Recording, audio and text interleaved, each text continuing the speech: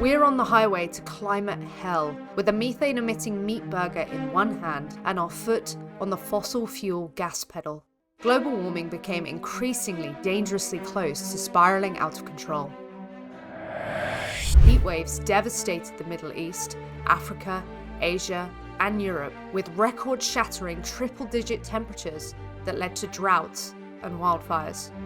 As we bear witness to the impacts of animal farming on the climate, we demand that politicians stop ignoring the cow in the room. The Plant-Based Treaty offers hope and a plan for addressing the much-needed changes to our food system at the local and global levels.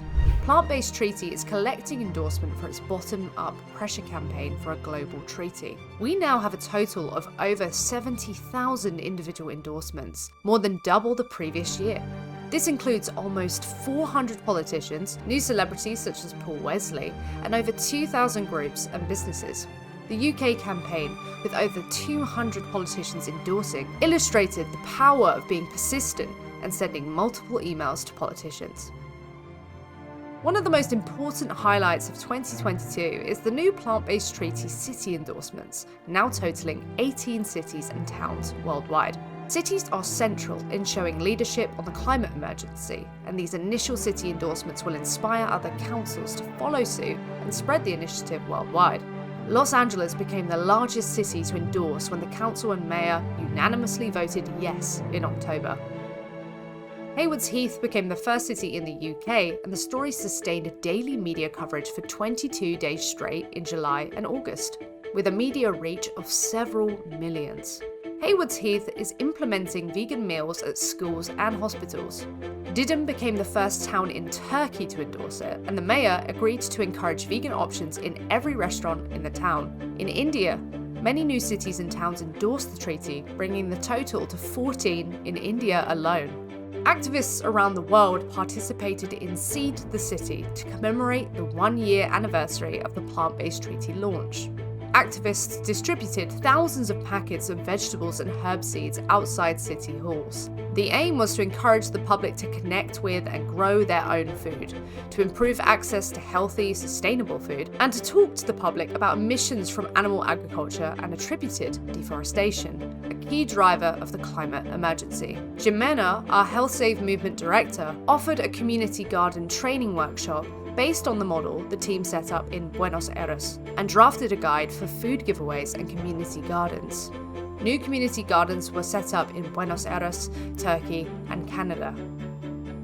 We worked with partners on two campaigns, Stop Octopus Farming and Stop Animal Gifting, to incorporate our first demand, Relinquish, which aims to stop the problem from getting worse by ceasing the construction of new animal farms. On October 8th, Plant-Based Treaty joined in defense of animals and Ocean-Born Foundation in protests at Spanish embassies. Spanish company Nueva Pescanova has invested 65 million euros to build the world's first commercial octopus farm in Canary Islands, where 1 million octopuses would be killed annually.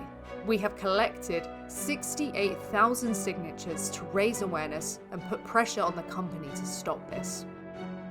The Stop Animal Gifting campaign held tweet storms and produced video testimonials to educate people about what happens when development aid charities gift a non-human animal and expand animal agriculture across the world.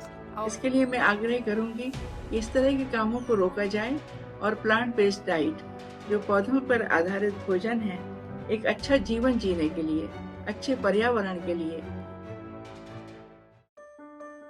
Our Plant-Based Treaty vegan starter kits were printed and distributed in even more countries, and with new translations added. Animal Asia in Vietnam translated, printed 2,000 guides and sent over 500 to vegan restaurants. In Argentina, our team joined arts director Fede Caligari at the biggest design event of LATAM, gifting vegan starters guides to attendees.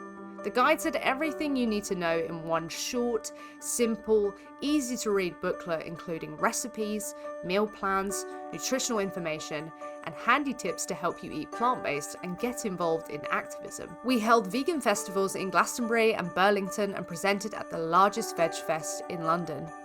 On the Plant-Based Treaty Outreach Day in July, we had teams spreading our message in 40 different cities across the globe. Adding to the disruptions and events, our creative video team brought light through art with the launch of a music video with The Invisible Bee, bringing original choreography and a dance competition to our social media. It is time to realign, we need diet change, not climate change. It's time to rearrange our priorities.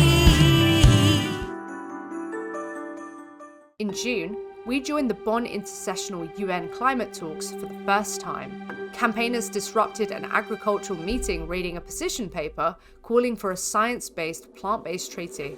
In response to the lack of plant-based options available at the Bonn talks, Lisette and Leah and the rest of the team parked our new upcycled vegan food truck outside the front entrance of the UN building and gave away 2,000 vegan sausages to delegates who waited in line. After obtaining UN observer status in 2022, we were able to officially address the cow in the room at the global climate negotiations. In November, we returned to COP, sending a delegation of 7 to represent the plant-based treaty at COP27 in Egypt, advocating for a plant-based food system as a way to mitigate the methane emergency. The animal agriculture industry was also present, greenwashing food emissions and pushing mistruths. Our PBT team distributed position papers on the methane emergency and a critique of regenerative agriculture. We also distributed 700 free locally made vegan burgers in the green zone.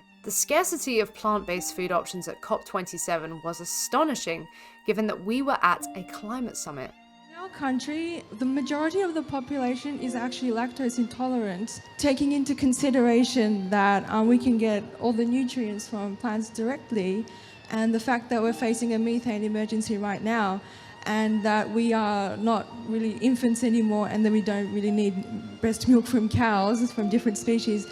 Where do you find the logic right now in continuing dairy production and consumption? When you are lactose intolerant, everybody still can drink 200 ml of milk a day without problems. Also, for the first time, Plant-Based Treaty participated in the C40 Cities World Summit and local festival. Campaigners presented a letter to C40 city mayors, signed by 230 groups and businesses, demanding they adopt best practices in plant-based food policies to help avert the climate emergency. Following our partnership with the Better Food Foundation and Veg2 to publish an open letter to C40 cities calling for best practices in plant-based food policies to be implemented, we are launching our upgraded plant-based treaty with a PBT 1.5 campaign for 2023, where we will be working with institutions such as city halls, universities, schools, hospitals, retirement homes, prisons, restaurants, corporations, and trains. We have a playbook of actions and set of policy briefs for plant-based lobbyists targeting cities and institutions. Please join us and campaign for a plant-based treaty in your city. You can work on a school campaign, establish a community garden, lobby government, build alliances, or help create bottom-up pressure by collecting endorsement. You can find resources on our website. Help us make 2023 the breakthrough year.